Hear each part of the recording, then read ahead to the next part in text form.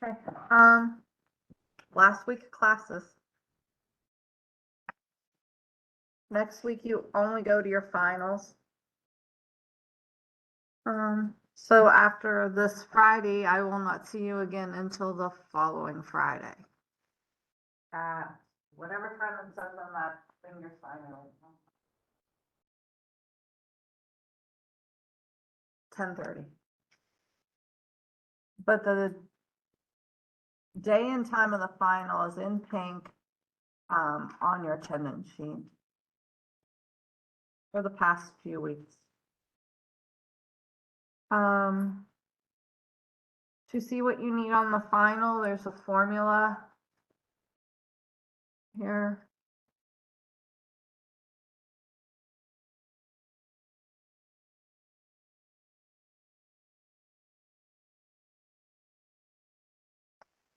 The grade you want, find it.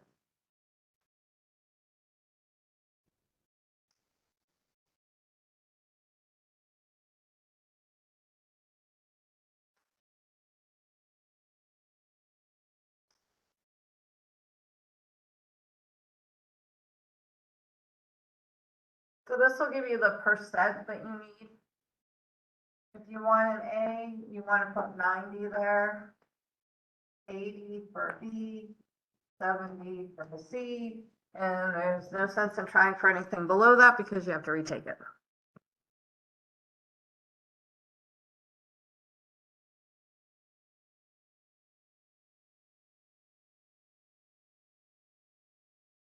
So you can go under grade book if you've turned everything in.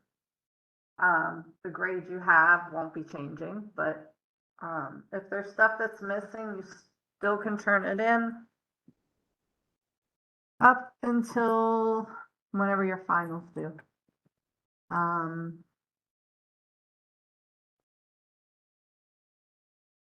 So this week we'll review for the final, get any late work in by May 4th.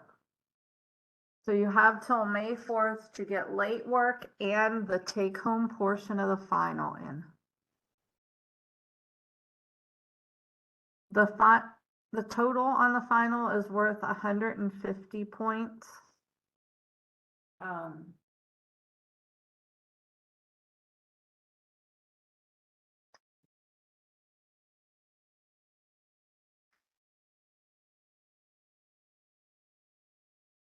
The take home, if you haven't opened it yet, has 15 problems on it. 6 each.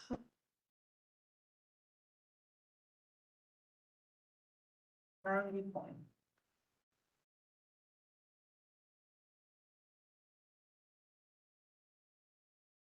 The in-person final has 6 problems. 10 each.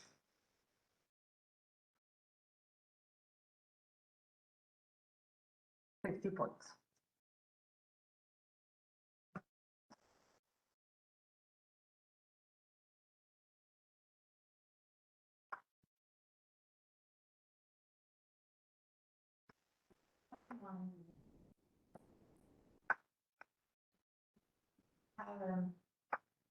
$88.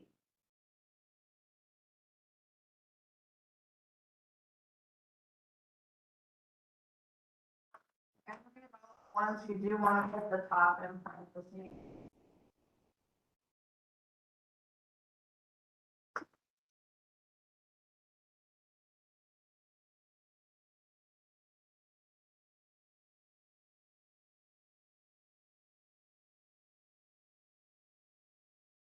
So that's just telling you the percent.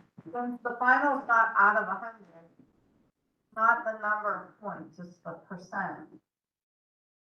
96% of 150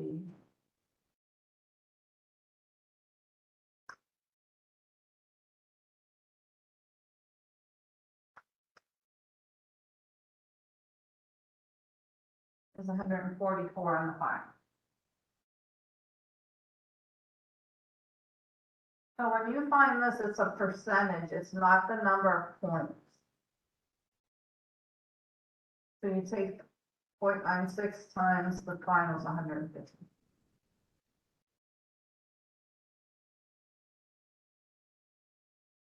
Questions on that? You can do this a couple different ways, do a 90 and an 80 or an 80 and a 70. So if you want a B, but you want to feel comfortable, find out what you get for a C.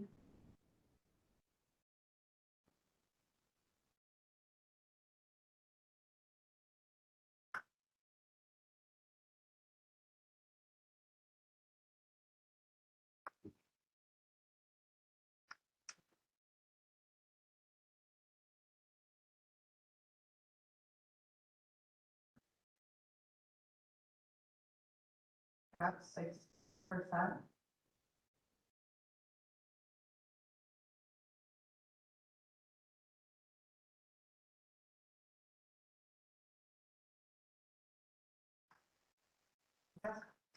Okay, so if you want a C, you don't want one, but if you're nervous about the test,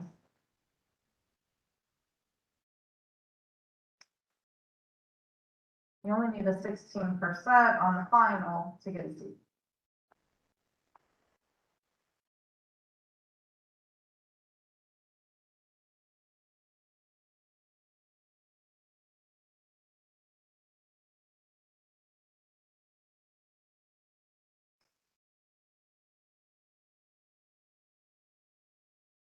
Well,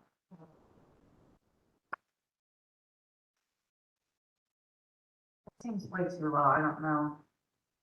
And I plugged everything in.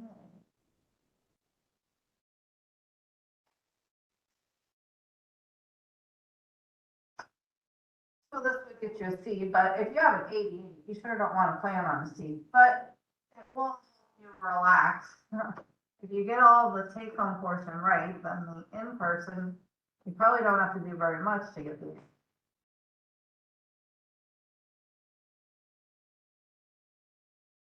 But the final has to be taken. Or you get it now.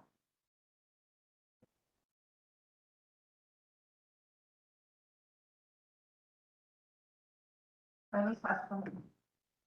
So if you have things that need turned in, get them turned in and then try it again. Any questions?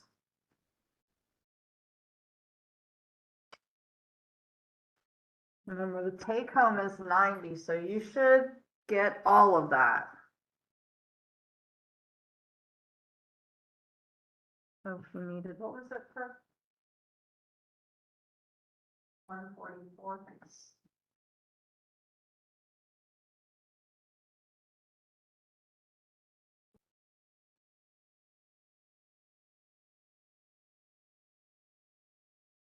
I guess you need a pretty high grade because you didn't have an A to begin with over there.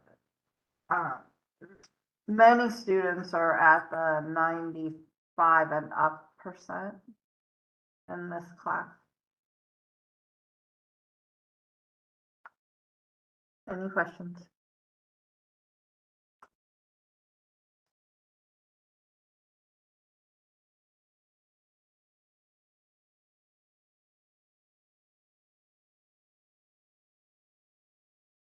The final is in this room. It's next Friday, which is May 5th, 10:30 to 12. Any questions?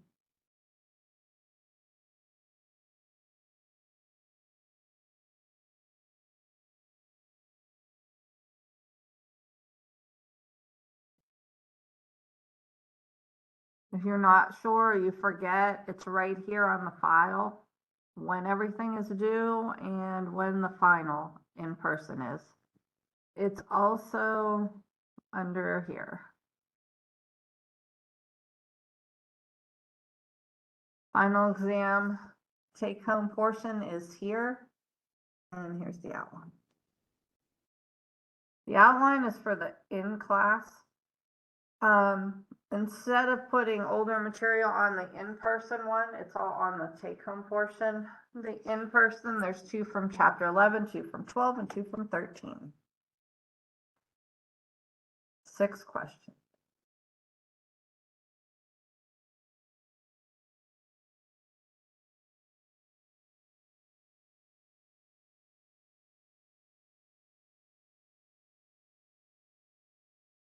Let me see if I have the cards with me.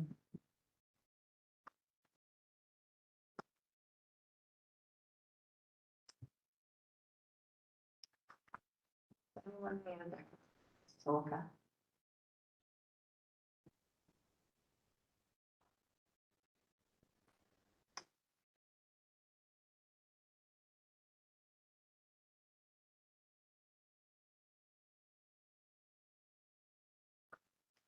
But during the exam, I'll have one of these, rather than using so much ink to print them on every single exam.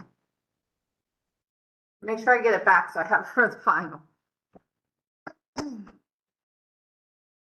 Okay, so if we look at that, go ahead and answer the probabilities and then we'll go over them. I'll give you a few minutes to. The exam is a 2-hour exam, but this shouldn't take you an hour. If you know what you're doing, it'll probably take you a half hour.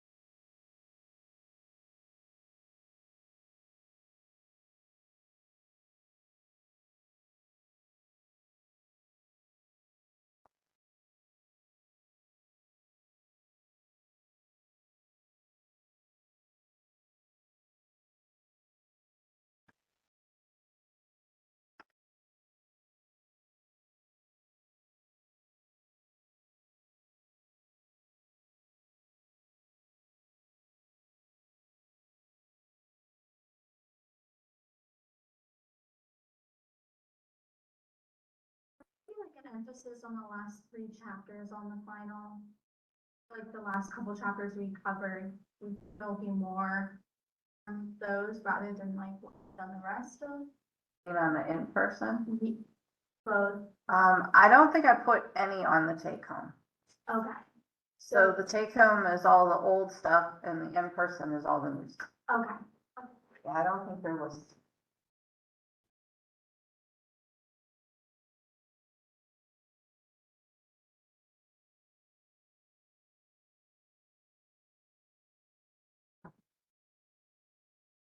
Yeah.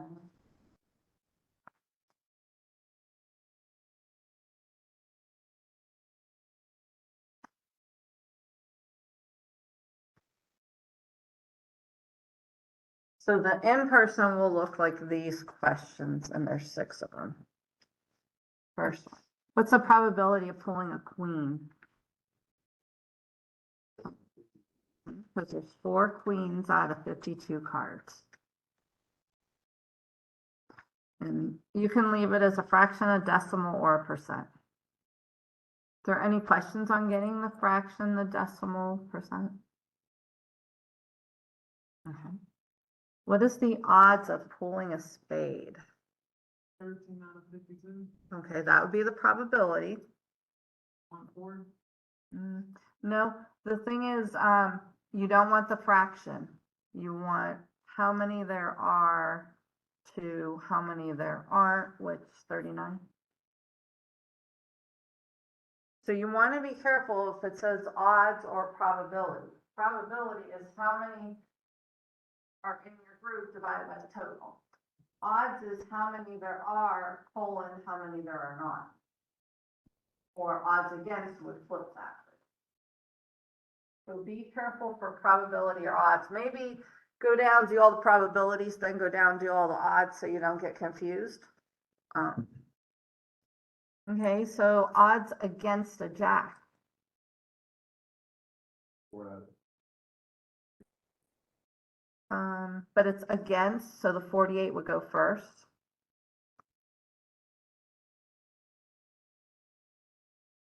Since it's against, it's how many are not jacks, colon, how many are.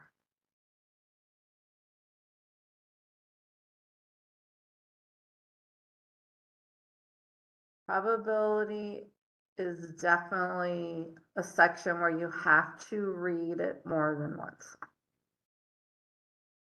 Take your time. Probability of pulling a joker. So there's none of them.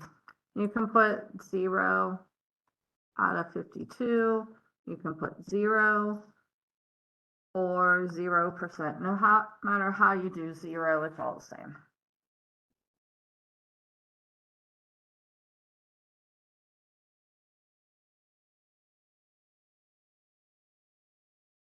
Since it's a deck of 52 cards, it does not have a joker.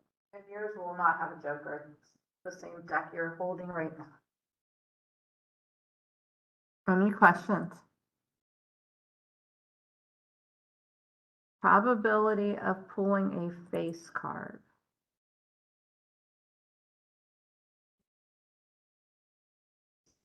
How many? 12 out of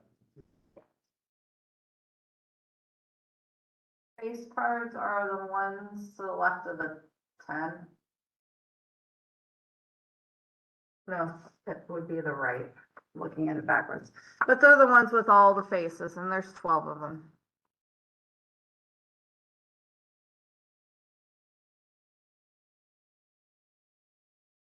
What's the odds for a face card?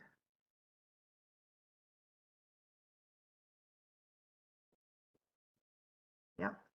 There's 12 that are face cards, and there are 30 that are not. Any questions on that? What's the probability of pulling a red card?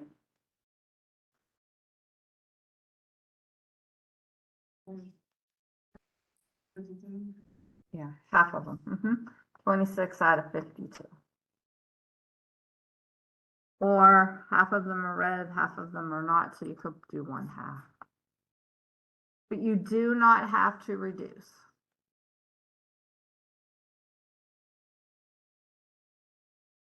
If everyone in the United States pulls a card from a deck of 52 cards, how many will pull an ace? So 2 things we have to decide. What are the 2 things we need to know first? How many people are in the US, which is? Okay.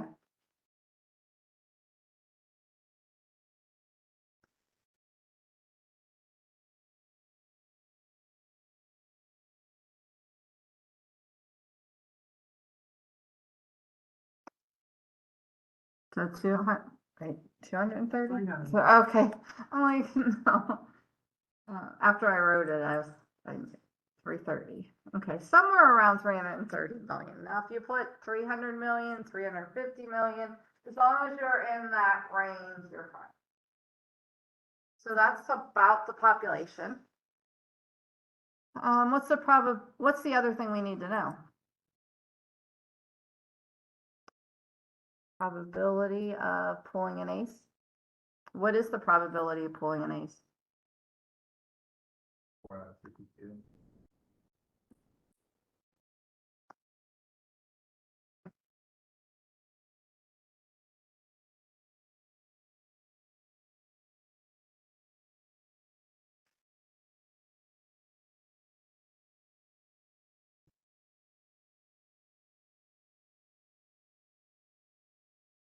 Five, 3, 8,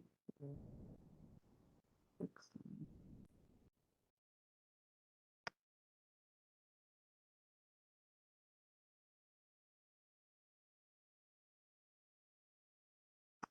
Approximately 25.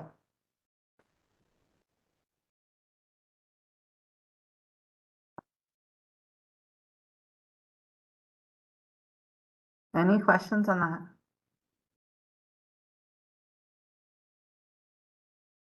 You have a standard deck of 52 cards and draw a card, replace it, and then draw another card. Oh, go ahead and do the 4 parts.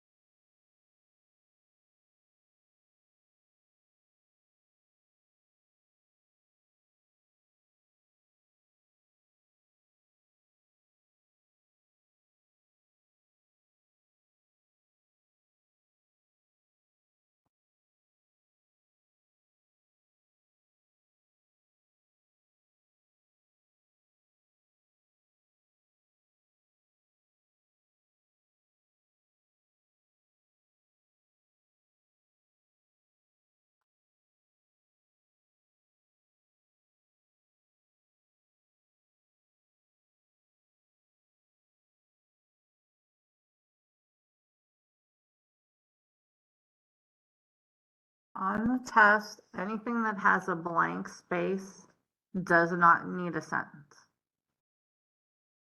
So like marking dependent or independent, you would just write it in or circle it.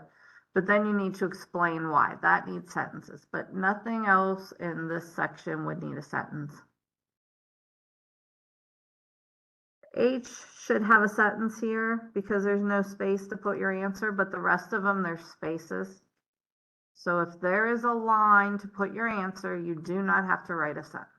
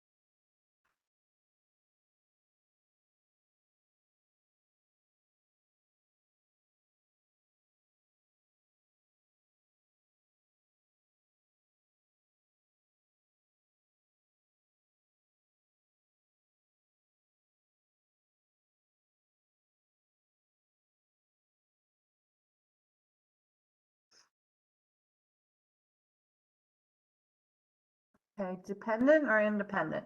We have a deck of cards, we draw a card, we replace it, and then draw another one. Dependent or independent? They are independent.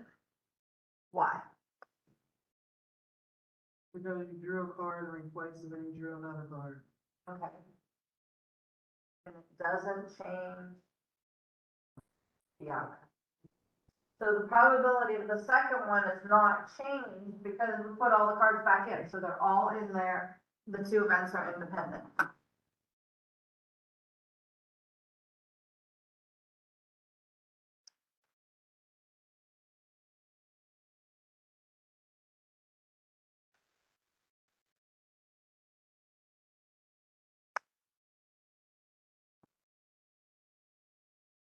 So we didn't change the probability of the second draw. We put it back, all 52 cards were in there.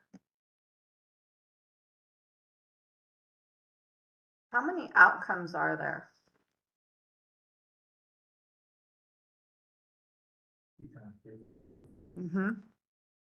I draw the first card, there's 52. We put it back in, so when we draw the second one, there's still 52. And since they're independent, you can multiply that together, 2704.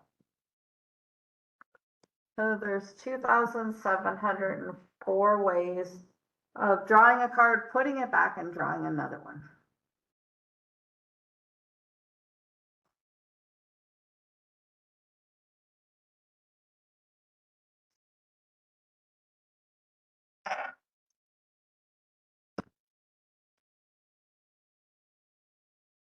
Okay, how about the probability of pulling two aces? It's up to you, fraction or decimal or percent, because it doesn't state.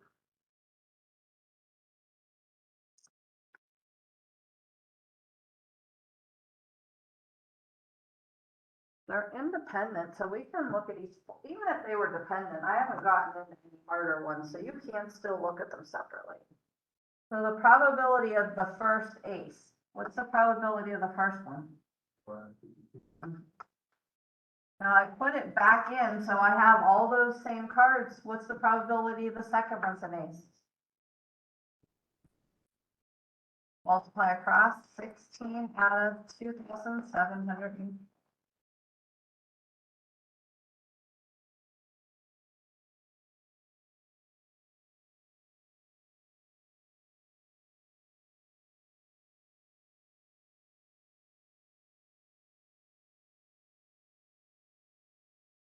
How about D?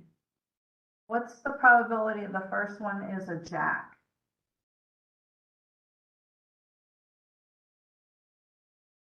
How many jacks are there? 4. So 4 out of 52, we put that back in. So if it was a diamond, it's not changing anything because it's back in. What's the probability of the diamond? 13.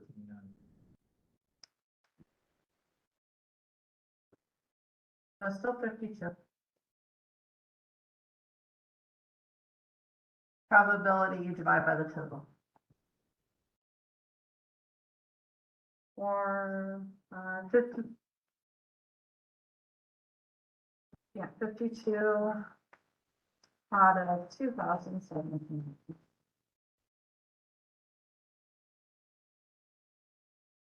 Any questions on that?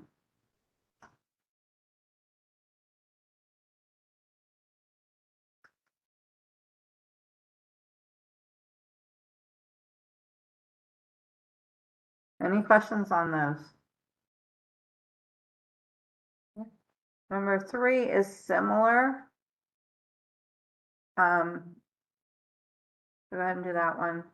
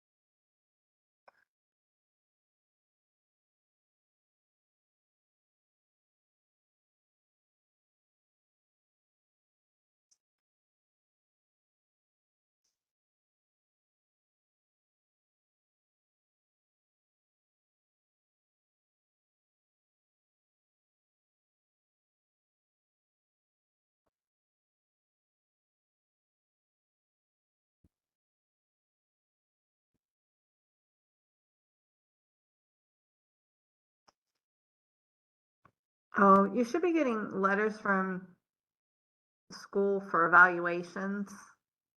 Make sure you do your evaluations.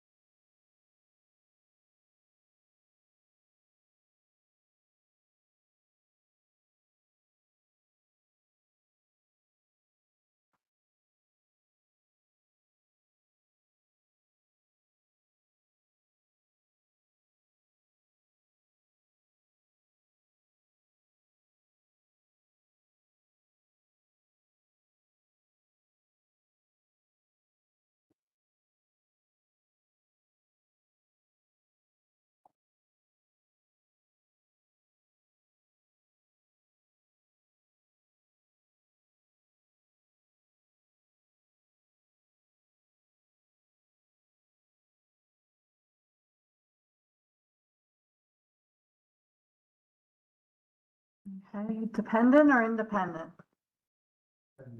Why?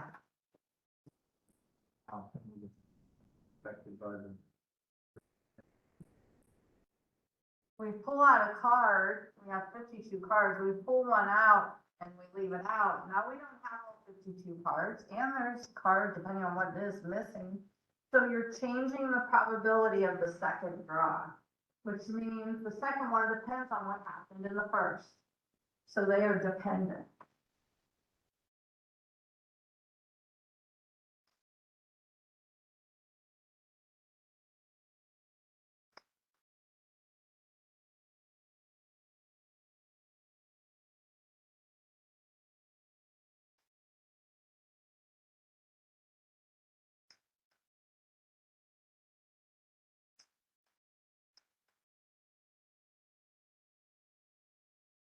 The first draw changes the probability, so the second one, because we have one less card. How many outcomes are there? When we pull the first time, there's how many? When we pull the second one,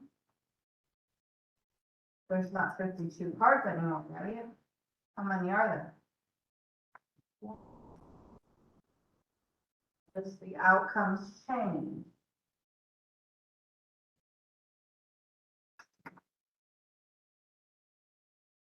$26.52.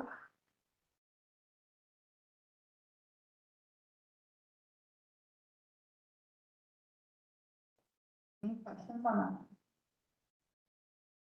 Now, even though that rule is for independent, where you can find them both separately, if you think of how it's changing your deck of cards, you can still use that. We know the probability of pulling the first day is 4 out of 52. But now think about, you pulled one of those aces out and left it out on the table. think about what is left. We know there's 51 cards. How many aces? Yeah, so you needed to work before an ace on the first. We are pulling an ace. We want the probability of the first one and the second one is an ace. So now that we pulled that ace, how many do we have? 3. But if you don't pull an ace, it'd be different. If you don't pull an ace, then it wouldn't be the probability we're looking for. Okay. We don't have to look. So when you're doing two things, you're assuming this one did happen. Now what's the probability of the next one happening? You want both of them to happen.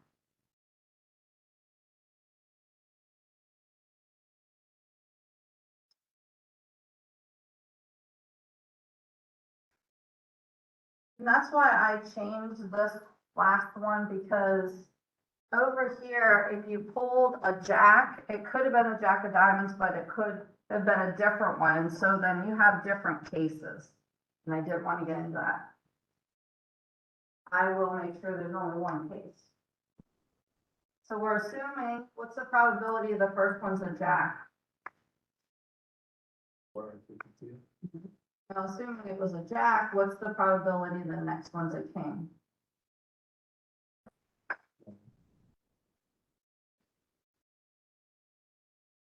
So I want to have something that can overlap.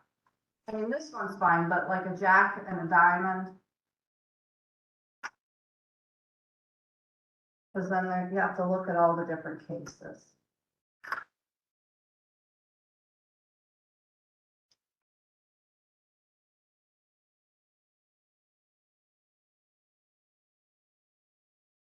Any questions on that? So you'll have to be able to explain dependent and independent and find the probabilities and the odds. Any questions?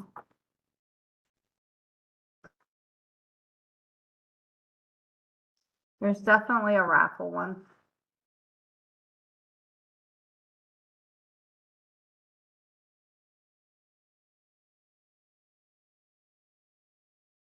The tenants need to raise money for a state tournament. They need at least $567. They are planning a raffle with 3 chances to win. There's a $500 prize, $240, and $100 prize. They will sell 300 tickets for $350 each. Answer the question. The 2 with a blank, you would just fill in the blank. The other 2, you'd have to at least write a sentence.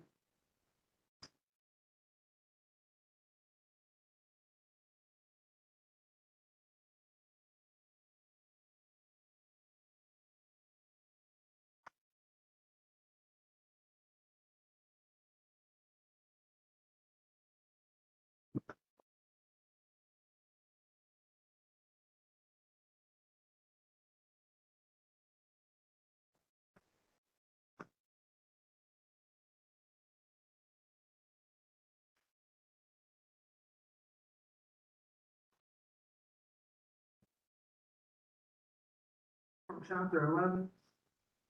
I think so. Yeah.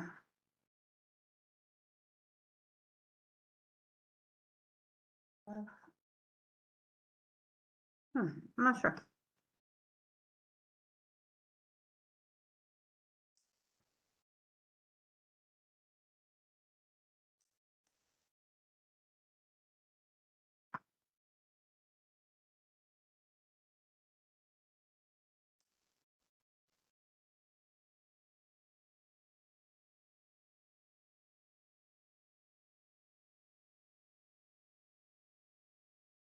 Yeah.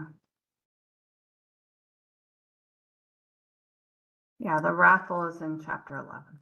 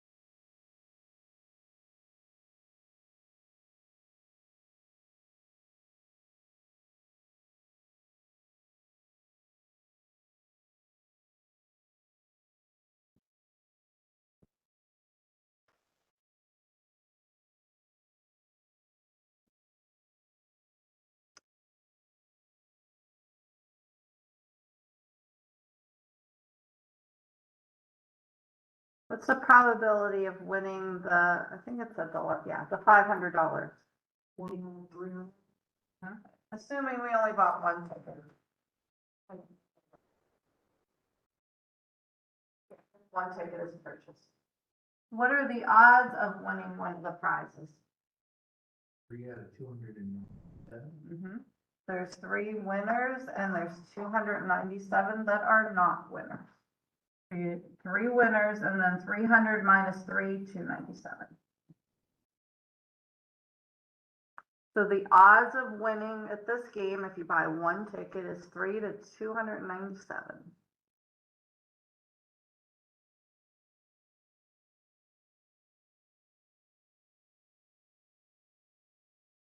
Fold the ticket in half and you have a better odds.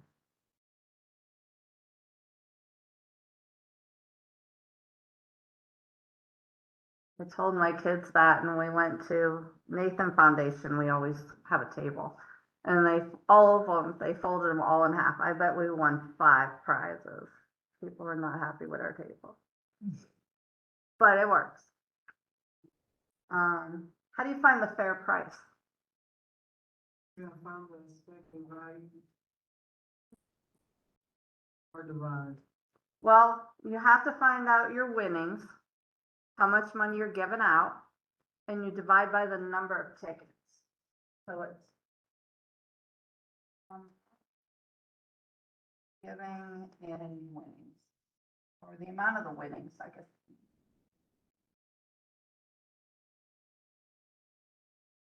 Divided by the number of tickets.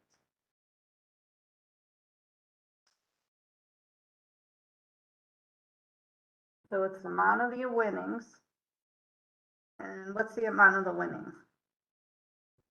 For 840. Yeah. 500 plus 240 plus 100 is 840. And the number of tickets, 300. 3 goes into that. It come out nice.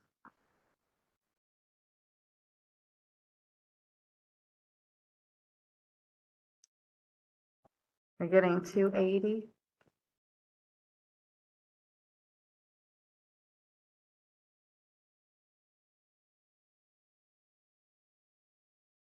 What's a 280 mean? What's the fair price mean? That's your break even if you sell it for less. Lose money on So at $2.88, I was gonna say 88, $2.80, they have enough, if they sell all the tickets, to pay off these, but then nothing left over. So it is enough to break even. This will give them exactly what they need to pay out their prizes, and they will make no money.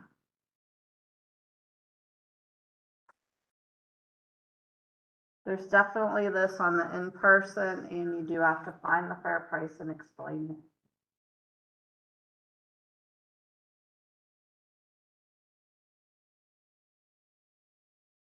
Any questions on what the fair price means?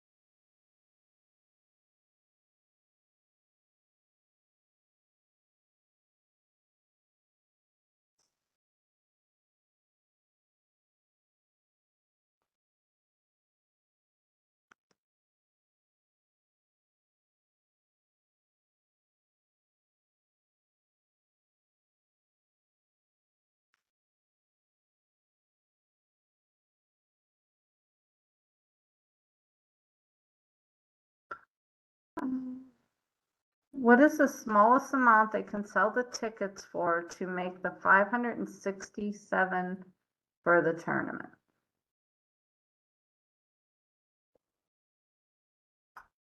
$4.69. Maybe. I don't know. I didn't figure it out. Anyone agree? There's a few ways you could do it. One way is if you're selling 300 tickets, you could divide the 567 by 300 and see how much you would need. And then add the 280, because that's your fair price.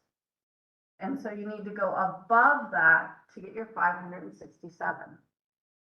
Another way is to, I don't know. We,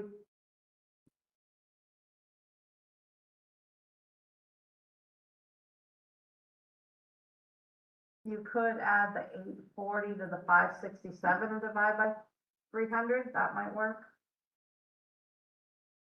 But I would take what I need. Tickets.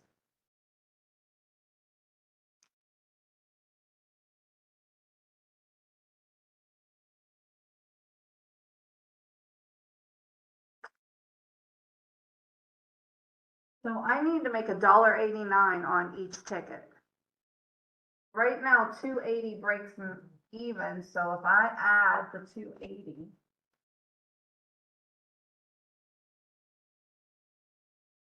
I need to sell them for $469. Now, did you look at it a different way though? Yeah, I just added the prize amount plus the amount it needed. 7 as a thing. So there was two different ways, at least two different ways you could have done it. I took, how much I needed and then the 300 tickets. And then added my break-even ticket. But you could have also took your total. When we're passing out 840, we need 567. And if we divide those, we need to sell them for $4.69 each. So either way, you should come up with the same answer.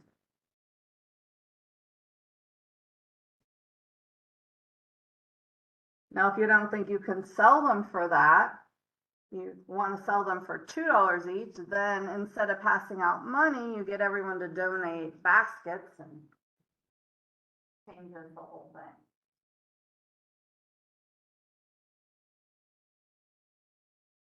Any questions on it?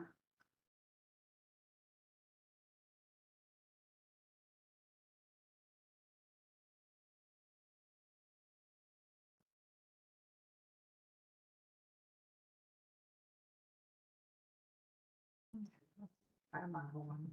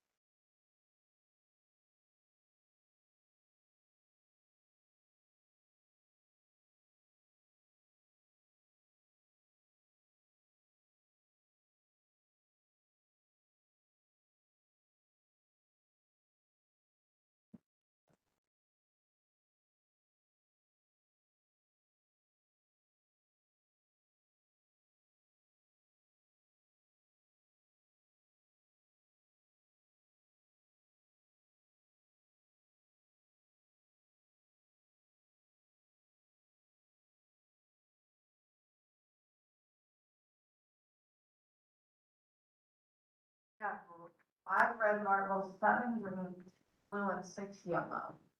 If you choose one at random, what is the probability it is a green marble?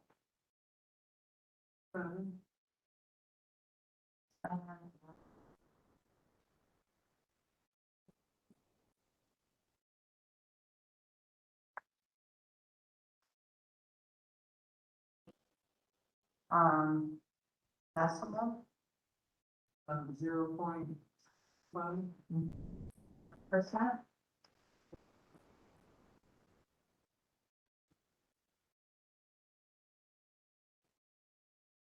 So there's definitely gonna be one where you have to put in, you need to be able to transfer from fraction, decimal, and percent. If you choose 2 marbles without replacement, what is the probability the first is red and the second is green?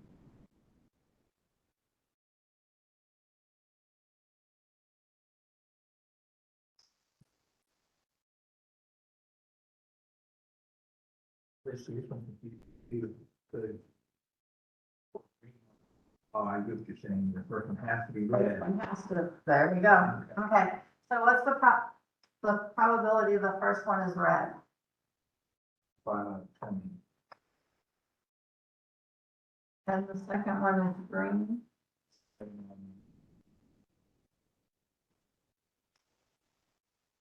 Because the first one we're, the first one we're pulling out a red. So there's only 4, which means instead of the 20, there is now 19. So there's 7 green out of the 19. Multiplying across, 5 times 7, 30. 380.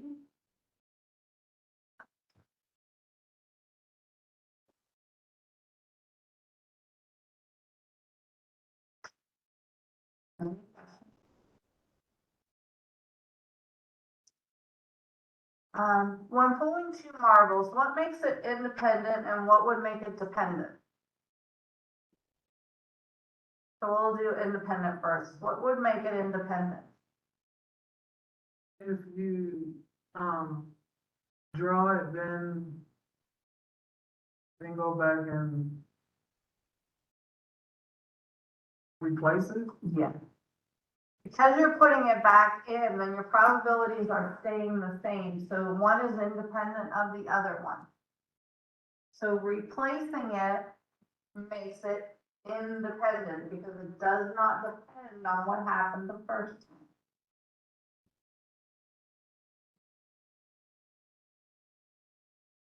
So for independent, when we pull the marble, we put it back in, so our probabilities all stay the same.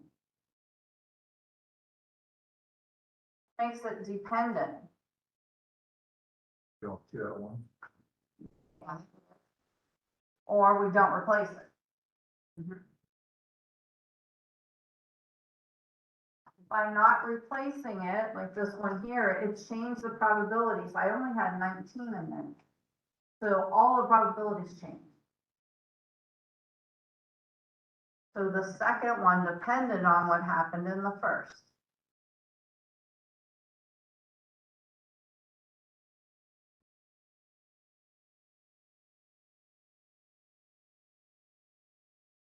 Any questions?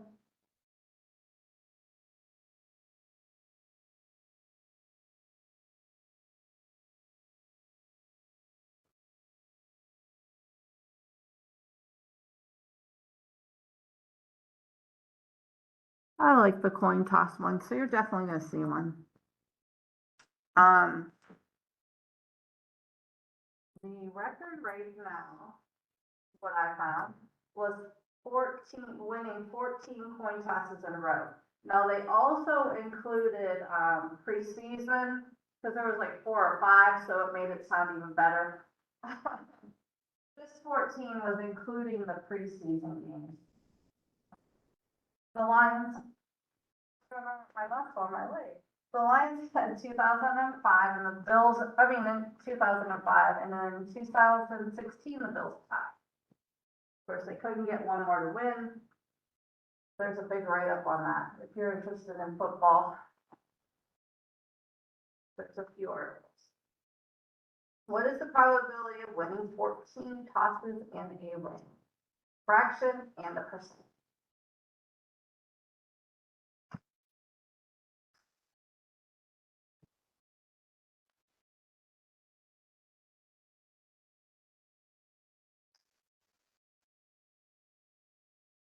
Dependent or independent events? Yeah, each time they go up there, there's a 50-50 chance they're gonna win. The coin toss, I mean, not the game, but the coin.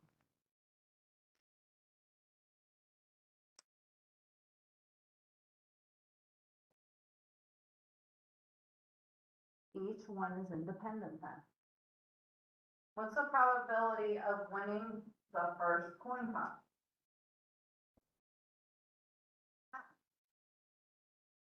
What's the probability of winning the next coin toss? Every single time they went up there, it's a 50-50 chance.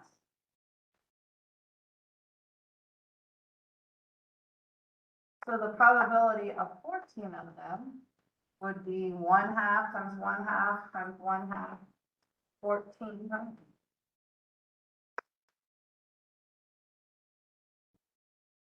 So you could take 1/2 to the 14th.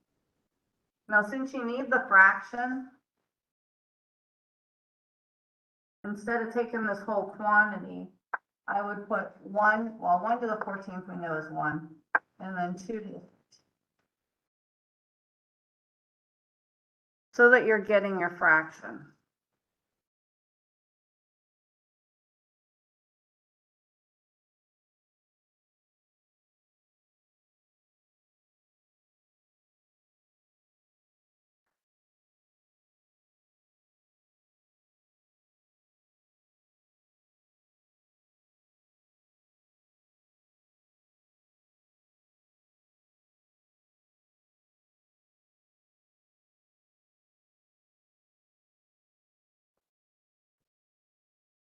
This would be a fun one to bet on. If I was going to bet, this is something.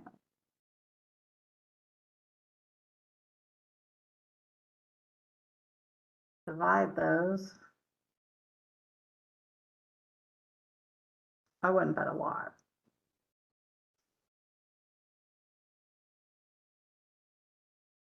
Now, you're getting a really small number. Remember, to make it a percent, multiply it by 100.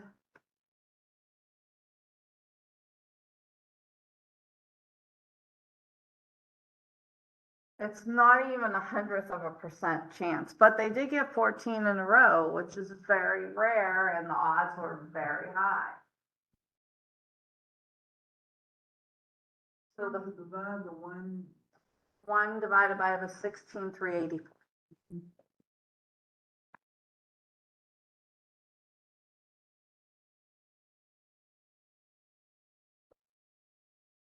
So you could say they're very lucky. Or the Bills are very unlucky because they couldn't win one more. Just 1 divided by 16384. And then you get a really small number, but then multiply by 100 to get the percent. Yeah, this would be 6.1 times 10 to the -5. But then we multiplied by 100 to get the percent.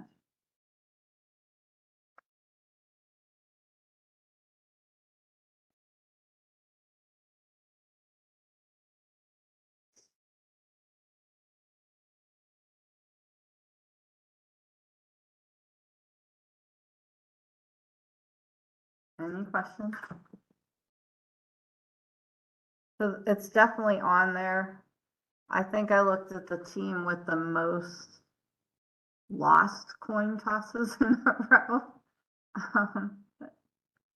Any questions?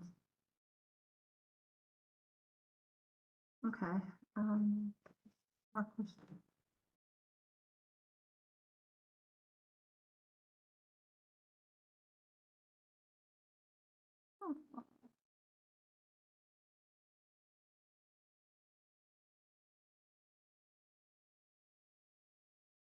Okay, we don't need that beginning part.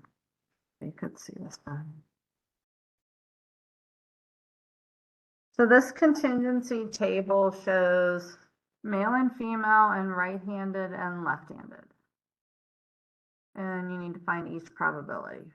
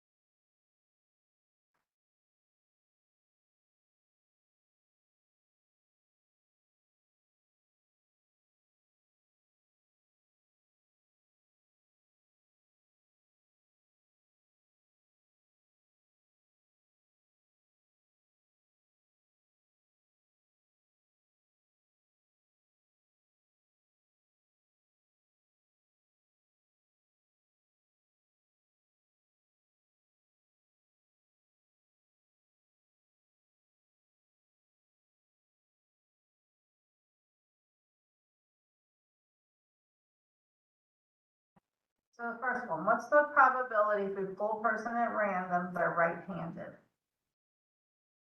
7 and 1.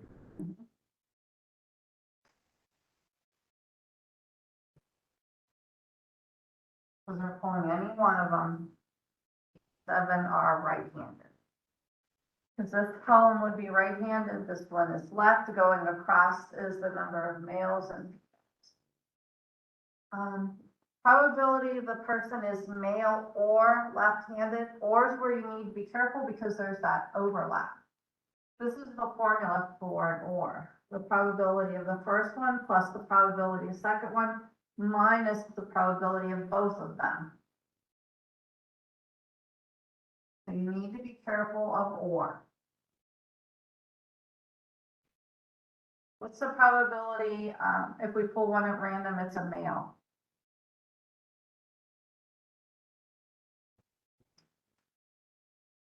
We took the 43 and the 9, adding across, they got 52. What's the probability of the second one, left-handed?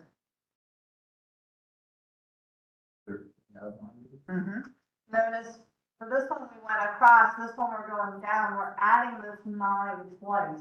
And that's why we have to take one of them out. So to get 13, how do you get 13? That was the number of left-handed people. So the total left-handed was 13 out of the 100. And the total male going across was 52 out of 100. The probability of male and left-handed is where the two will intersect, which is how many?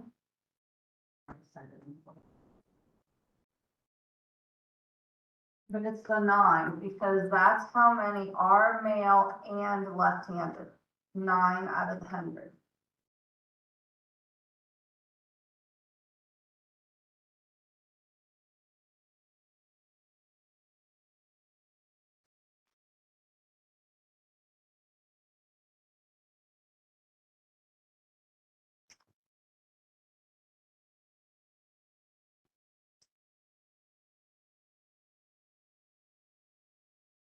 $56 out of 100, is that what you thought?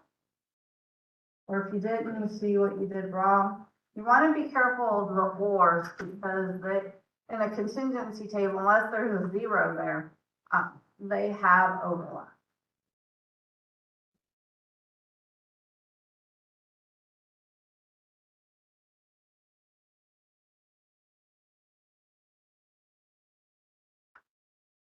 Well, this line here, I don't know if we've used it, but that means given.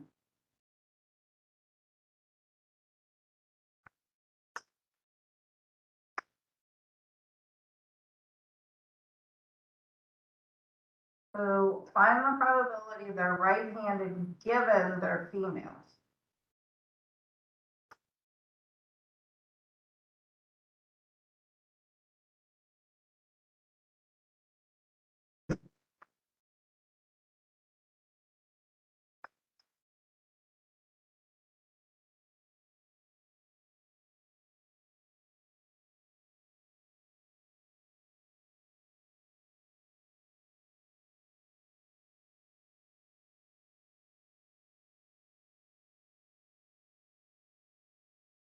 Forty-four and 48. Yes. So given female, we only use the row with the female in it. I don't know if this will let me highlight. But we're only using this row here. And right, 44 out of 48. Notice it's not the same as the second one.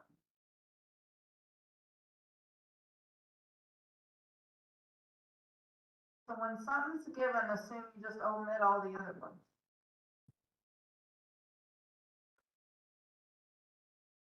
What's the probability it's a female given they are right-handed? So now we know they're right-handed. We're only using the first column. What's the probability of it being female? 7. We know they're right-handed, so we only use this column. And then female 44 out of 8. Any questions? And the last one, you need to see which one you fall into. Is anyone left-handed?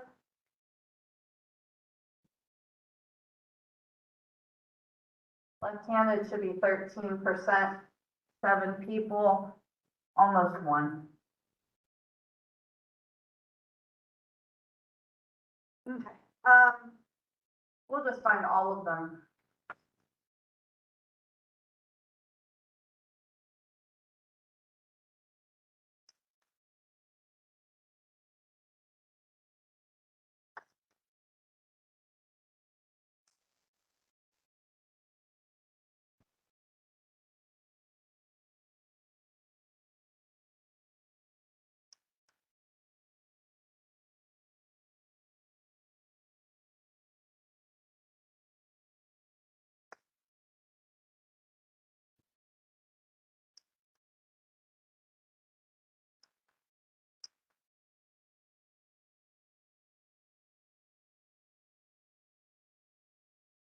These are all ands.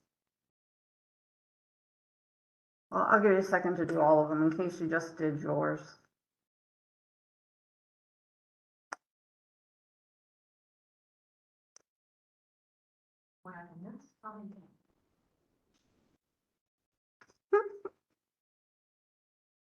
Okay. Okay, so the first one, male and right-handed. What's the probability? 43. What is the probability of male and left-handed? I think left-handedness is inherited also. It's just kind of a neat study. Female and right-handed. Last one, female and left.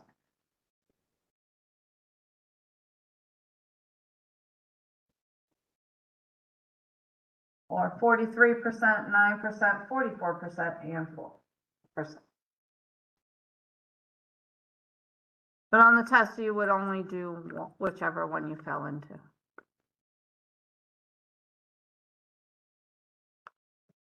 Any questions on that?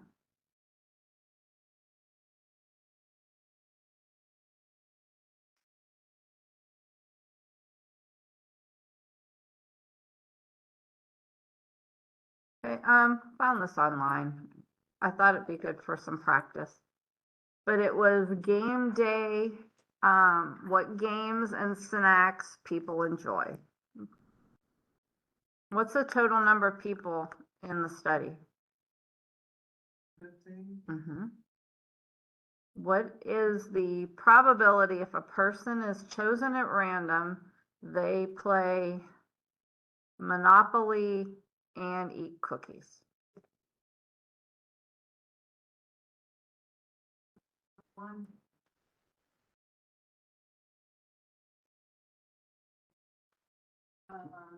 Probability of Monopoly and cookies. Monopoly and cookies is here. We're gonna add them. No, it's just that value, because it's and, it has to be both. Monopoly and cookies is 7 out of the 115.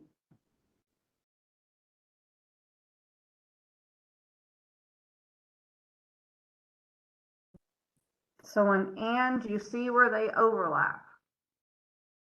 And if we do this with an or,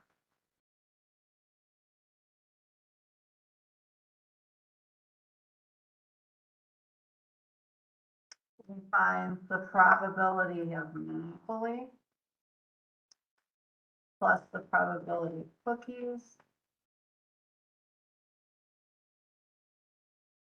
minus this one.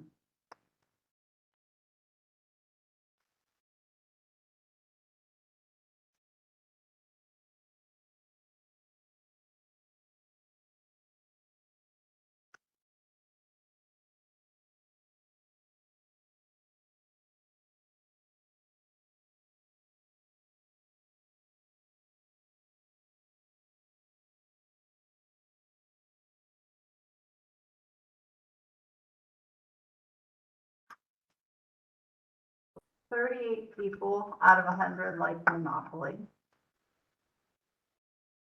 Cookies, 30.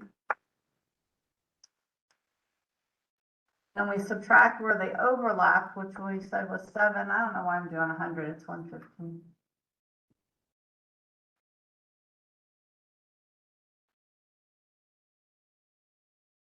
See one?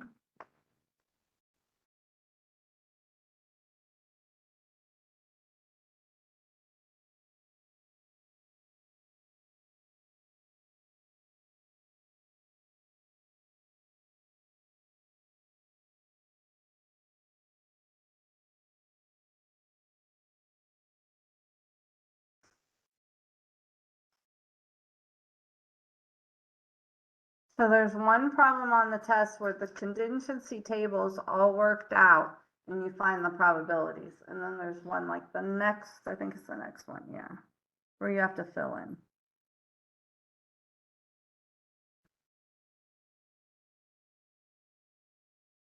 It will not be this big. I was just trying to find ones, it's like everything was breaking it up into male and female and then all the, I want something different, so.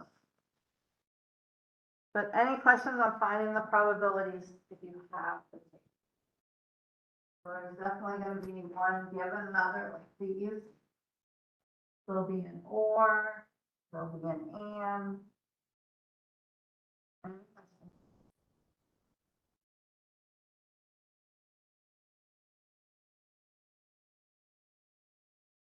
How about, let's do one given. Probability bowling. Given pizza rolls.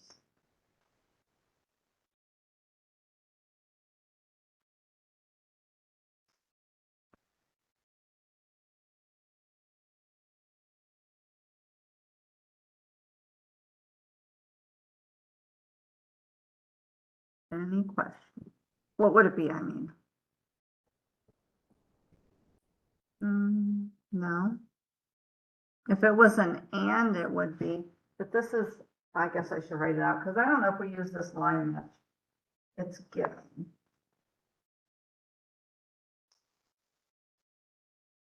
So we know it's pizza rolls. 44, Mm-hmm. around 44. Yep, because we know it's pizza rolls, it's this first column here. And bowling is 12 out of the 44.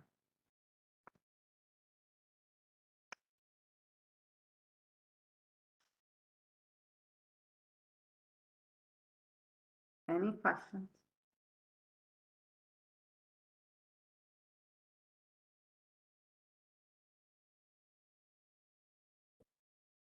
Any more probabilities you want to check before we move on to the next one?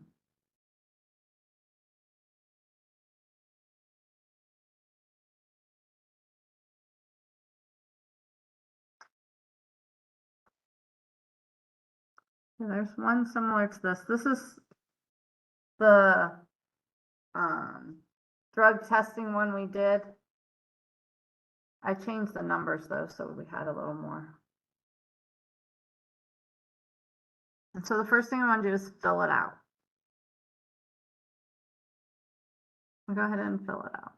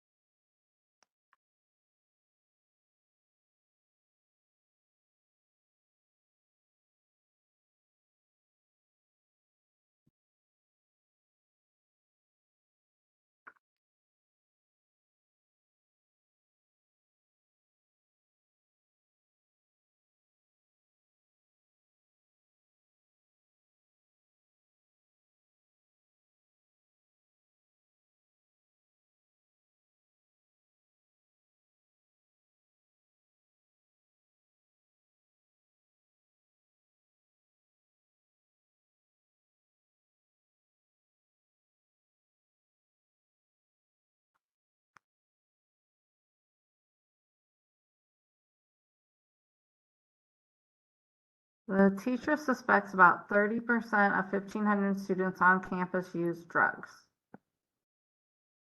We're assuming the 30% is correct, so how many were in this position here?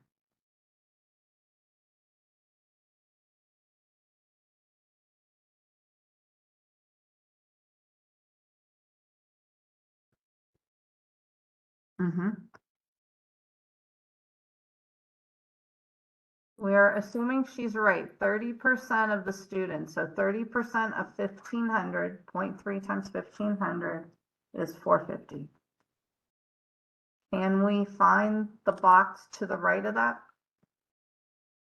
How? Okay, and so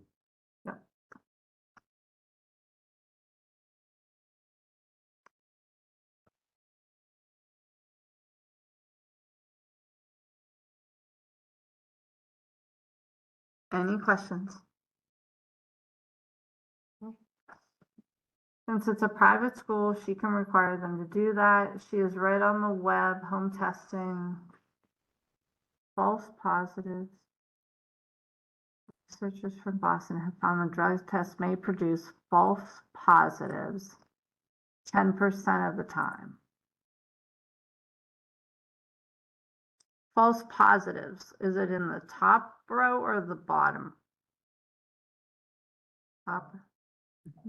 And right or left? Yep. So false positive, these are positives. This is false because it says they do use drugs when they don't. So false positive is here. Always use your total below.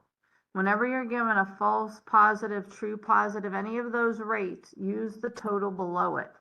So false positive is here. It's at 10% times the value below, the total below 1050.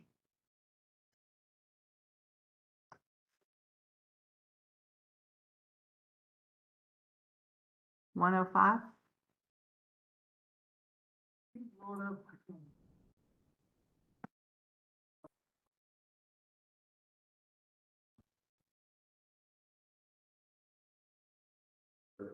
It's 10% of the total, it's not of the total. Right.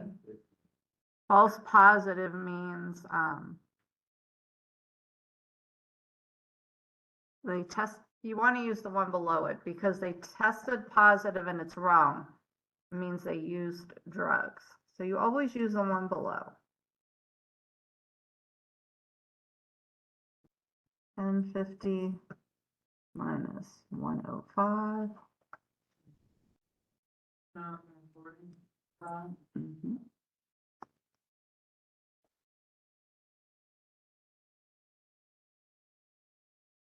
False negative. Yeah, false negative would be here. False negative means you tested negative and it's wrong. You use drugs. So false negative, 12% of the total below it.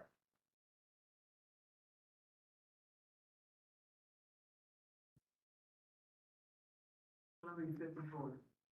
54? All right, I trust you.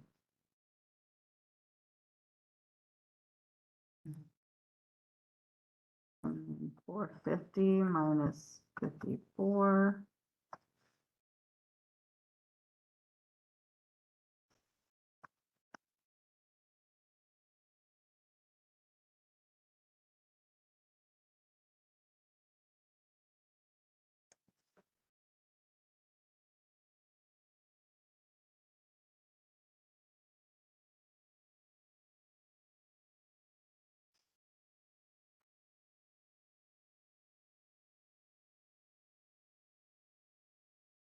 Any questions on the values? So if you're given a rate and goes by the totals below it. The teacher decides to expel all students that tested positive. How many students tested positive? 501. How many of the students that tested positive don't use drugs? 105. 105 students. Okay, so she decides whoever tested positive is being expelled. Explain how the false positive must feel and the false negative. Include the number of students. So the false positive has how many students?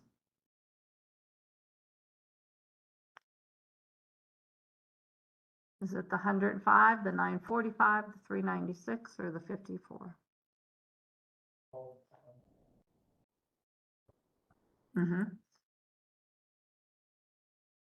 So this is our false. Oops.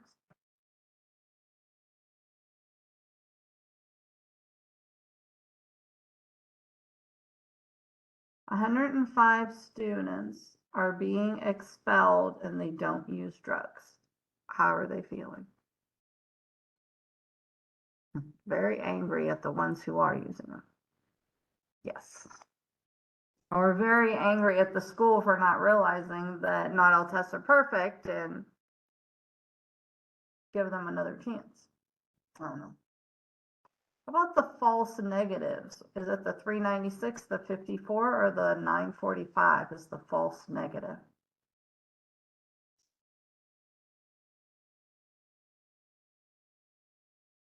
The 945? No. That would be they tested negative and they don't use drugs. So that would be the true negatives. This one would be the false.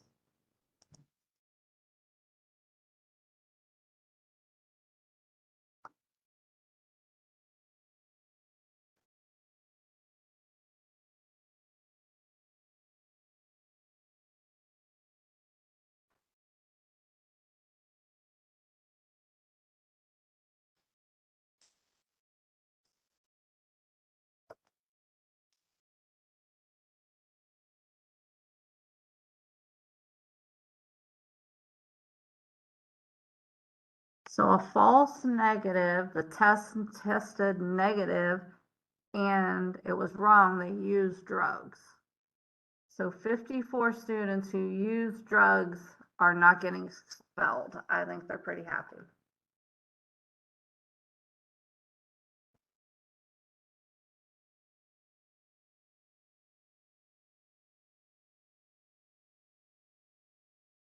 Questions on that?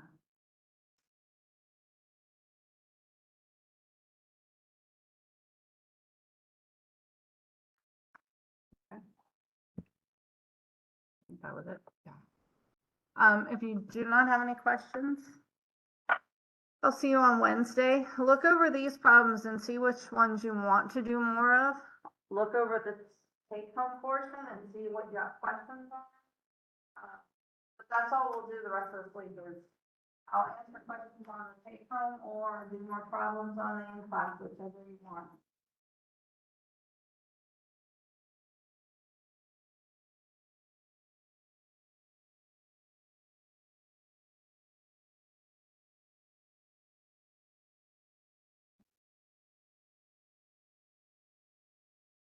I hope blowing up from the tension. Sorry to disappoint you when you go outside, but you'll be prepared.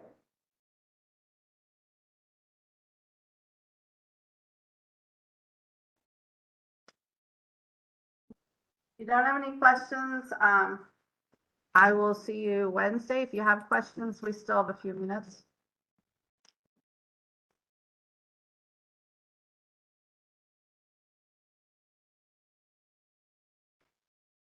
Any questions of those who are online?